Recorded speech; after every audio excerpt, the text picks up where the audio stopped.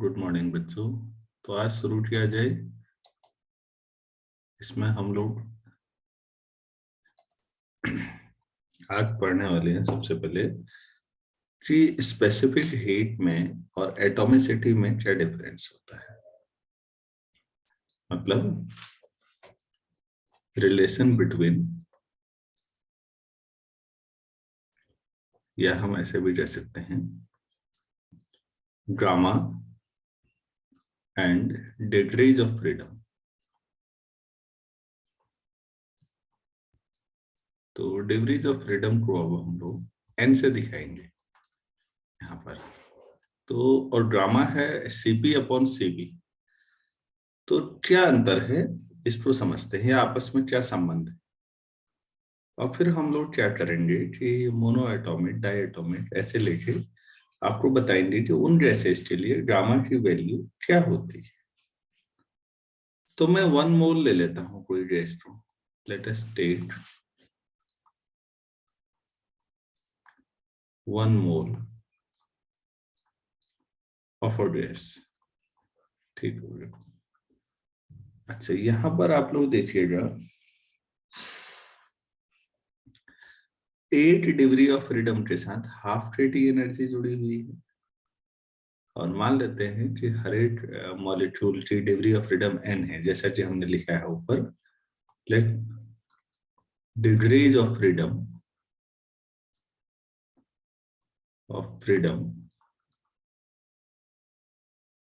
Associated with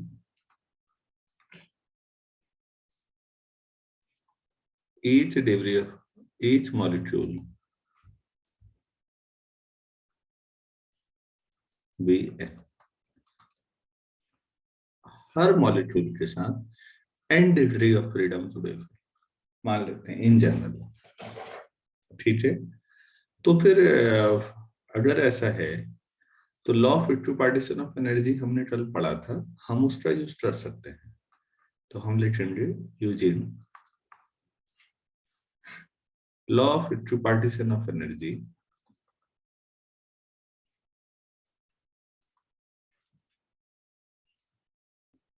law of equipartition of energy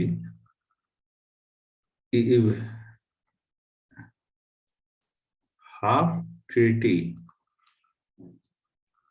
energy is associated with each degree of freedom.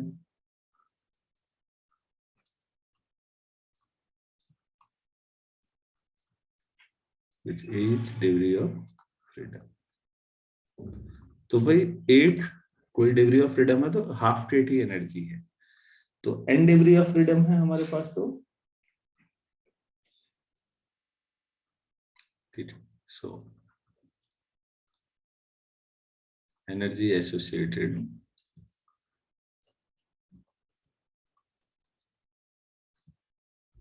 with n degrees of freedom.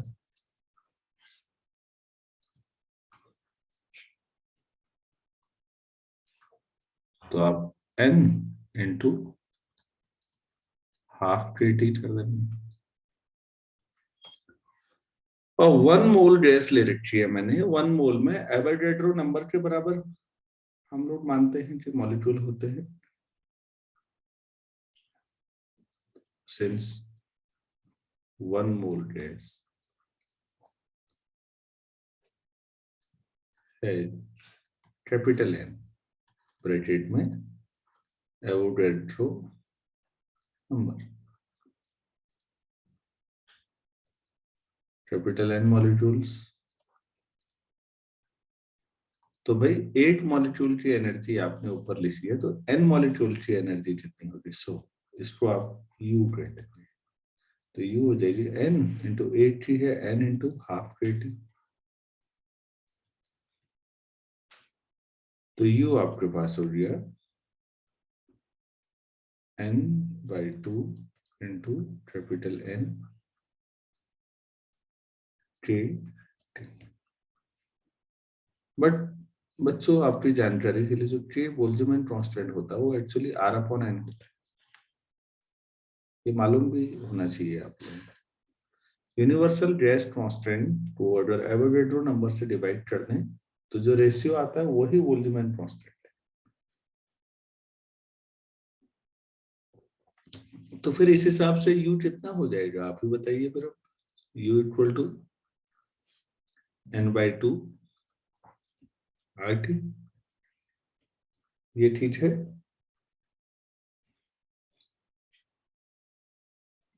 Yes sir. अच्छा, तो फिर अब हम लोग यहां से नाउ CV इक्वल टू हम लोग निकालेंगे du/dt। यहाँ पर U पर एनर्जी है जिसको आप Q कह रहे थे, d2/dt वही एनर्जी है, तो du/dt। तो ठीक है भाई, d/dt तो ले लेते हैं। आप यहाँ पर जो डेरिवेटिव है वो किसके रिस्पेक्ट में है जरा ध्यान दीजिएगा। टाइम के रिस्पेक्ट में या टेम्परेचर के रिस्पेक्ट में?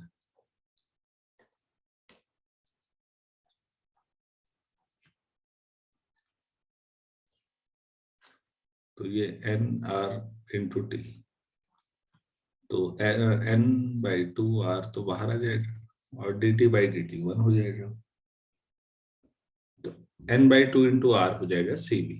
क्लियर है डेरिवेटिव? तो हमने एक फॉर्मूला पढ़ा है, मेयर फॉर्मूला। CP कैसे आ जाएगी? CP equal to CV plus R। भाई CP माइनस CV R होता है ना? हाँ सर। हाँ, तो CP जितना हो रहा है, CV आपके पास है n/2r प्लस R, तो कितना हो गया भाई? n+2/2 times R। So gamma क्या डिफाइन किया था हमने? CP/CV। तो CP आपके पास है n+2/2 × R और CV है n/2R। तो गामा क्या डिफाइन हो जाएगा? n+2/n। या तो आप ऐसे याद कर लीजिए, और गामा इक्वल टू 1+2/n। तो गामा डिग्रीज ऑफ फ्रीडम पर इस तरह से डिपेंडेंट है। अगर आपके पास डिग्रीज ऑफ फ्रीडम मालूम है तो आप यहां से अब डायरेक्टली निकाल सकते हैं गामा किसी गैस के लिए कितना हो। हम इसको 1 कर देंगे।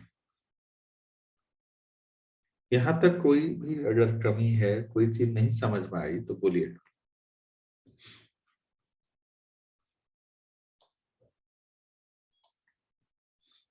अच्छा, तो अब यहां से हम आगे इसे थोड़ा सा और बढ़ाते हैं।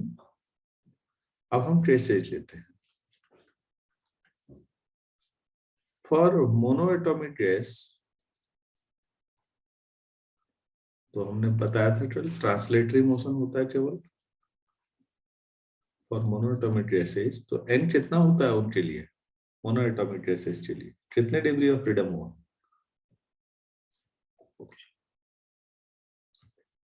हमेशा 3 ही होंगे, तो 100। तो ड्रामा हो जाएगा 1+2/3 और ये आ जाएगा 1.67।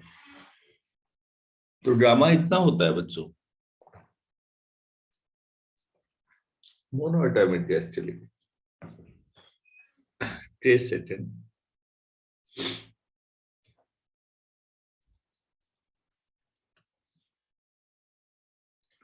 in general for diatomic gases, for diatomic gases तो n कितना होता है? Equal to 5।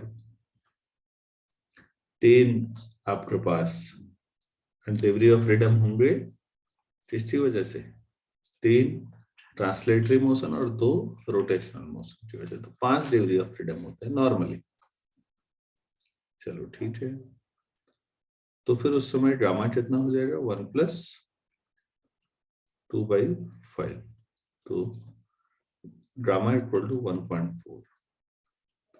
इन जनरल ये होती है कहानी, लेकिन डायटोमिक में एक कहानी और भी है। आप प्लीज ध्यान दीजिएगा, ये ऊपर वाला जो था ड्रामा 1.67 है तो गारंटी हो गई मोनोएटोमिक। ड्रामा 1.4 है तो डायटोमिक है एट वेरी हाई टेम्परेचर्स। अगर टेम्परेचर बहुत ज्यादा हो तो एक वाइब्रेशनल और जुड़ जाता तो n इक्वल टू 6 हो जाता है। तो ड्रामा हो जाएगा 1 + 2n 2/n इंटीजर 6, तो 1.33।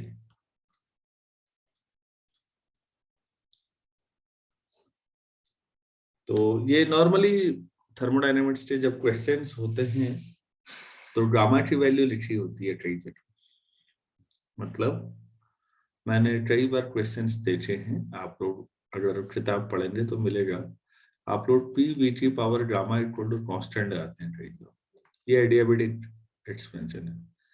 प्रेशर कुछ दिया रहेगा वो ठीक है, और उसी न्यूमेरिकल में गामा कई बार कभी 1.67 दिया रहता है, कभी 1.4, कभी 1.33। तो वो हमें अंदाज आ जाता है कि अच्छा ये कौन सा वाला होगा। डायटोमिक गैस की बात हो रही है, मोनोएटोमिक गैस या मोनो डायटोमिक नॉर्मल टेम्परेचर पर, या बहुत ज्यादा हाई टेम्परेचर। और पावर सॉल्व करना आसान नहीं है अभी, क्योंकि अगर वॉल्यूम दे दिया जाए, जैसे 5 हो वॉल्यूम, 5 यूनिट अगर मैं करूँ फॉर एग्जाम्पल कहीं पर, और 5 की पावर आपसे कह दिया जाए 1.67, तो ये सॉल्व करना आसान नहीं है, इसके लिए लॉग टेबल की जरूरत पड़ती है। इसीलिए हम लोग 11th में नॉर्मली अवॉइड करते हैं। कॉलेज स्टूडेंट्स को लॉग टेबल की मदद से इस तरह का डेटा सॉल्व करना पड़ता है, कभी 1.67, कभी 1.4, कभी 1.33। पहले जब सब्जेक्टिव पेपर हुआ करता था आईआईटी का भी, तो लॉग टेबल मिलती थी बच्चों को। तो लॉग टेबल मिलती थी तो फिर उस समय ये होता था कि भाई आपको लॉग टेबल तो मिल रही है, तो ये क्वेश्चंस आया करते थे। तो मेरा सुझाव है कि क्वेश्चंस तो आप अपनी मेहनत से करिए, मैं कंसेप्ट समझा दे रहा हूँ। एटॉमिसिटी और डिग्री ऑफ फ्रीडम का जो रिलेशनशिप है, गामा इक्वल टू 1 + 2/n, ये काफी यूजफुल रिजल्ट है। प्रार्थिक मुझे लगता है 12 का लेक्चर आपको छूट गया है, शायद आपने देख पाए हैं। हाँ सर। हाँ कोई बात नहीं, कोई बात नहीं बेटा, आज अगर जब भी समय होगा डिग्रीज ऑफ फ्रीडम जरूर देख लेना, आपको लगेगा बहुत आसान है, कोई दिक्कत नहीं जी आएगी। सर। हाँ उसके बाद आप इसे भी एंजॉय कर लोगे, एक बार जरूर देखिए। तो मैं इसे यहीं पर रोकता हूँ, ये छोटा सा लेक्चर हो, और फिर मैं 5 मिनट के बाद दोबारा जुड़ते हैं। 6:46 हो रहा है तो 52 पे जुड़ते हैं। मैं मीन फ्री पाथ का आर्टिकल आपको करवाता हूँ, वो काफी महत्वपूर्ण भी है और थर्मोडायनेमिक्स का लास्ट भी है।